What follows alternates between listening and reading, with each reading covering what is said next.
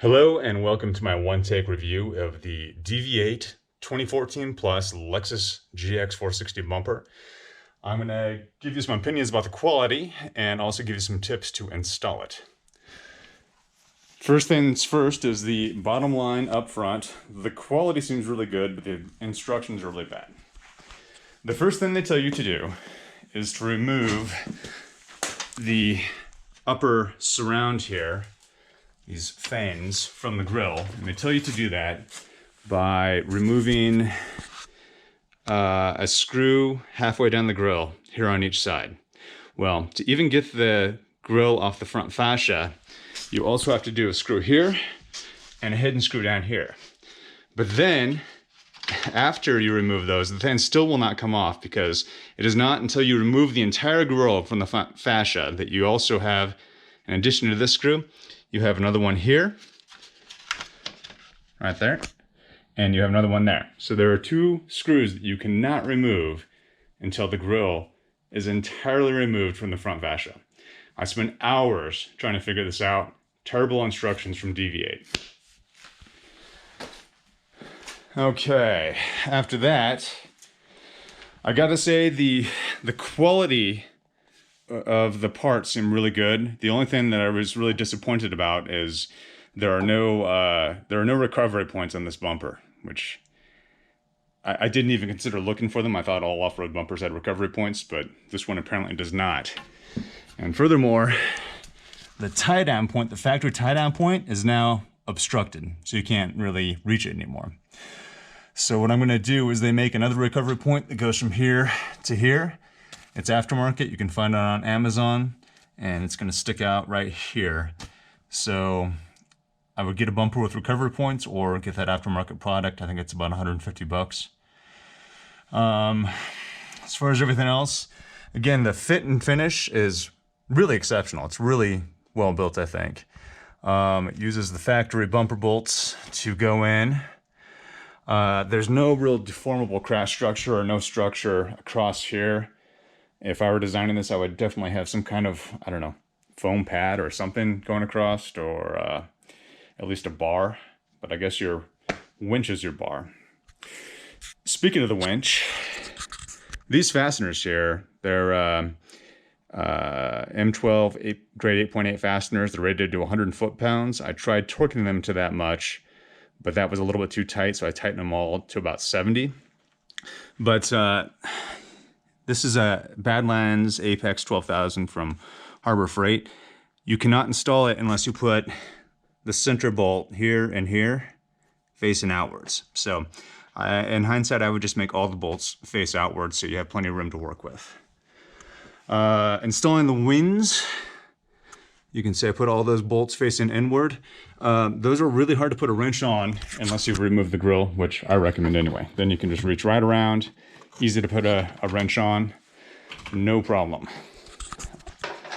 Another thing that's left out is to get the wind support on, you have to remove the windshield washer tank. And to do that, there is a screw here, one there. There is a interference fitting right there, which you have to pop off. And lastly, there is a bolt right there. Remove those and you can loosen the tank. It won't quite come off, but you can loosen the tank and you can get your bolts into here. Now, as you tighten these, it's actually going to deform this metal, bend this outward. So this screw hole is never going to align with where it needs to be in the washer fluid tank anymore. I hit it with a hammer and everything and got it almost close, but couldn't quite get there, so I fixed that with some zip ties. The hardwood, by the way, it just seems really overbuilt for what's necessary, and it's better than underbuilt, but I think this is a little bit overdone.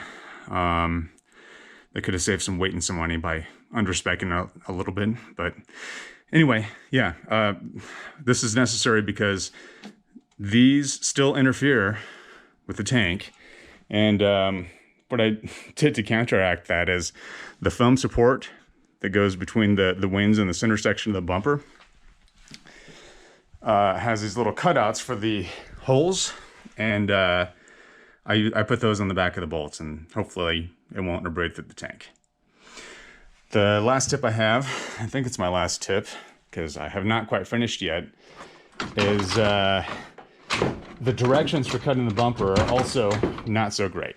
So they say that from here to here should be 3.5 inches. You can see from there. You can see I hit that mark pretty close there. It's 3.5 inches. And that leaves an enormous gap right here. I could stick my whole hand in there. So I do not recommend cutting that to 3.5 inches. The rest of the bumper, I followed their marks, and so they tell you to cut too much off this side, not enough. You can see that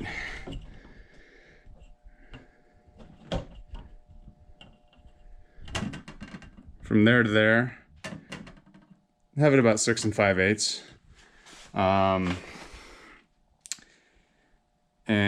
I don't know, I've just had to keep on trimming until it'll actually click into place.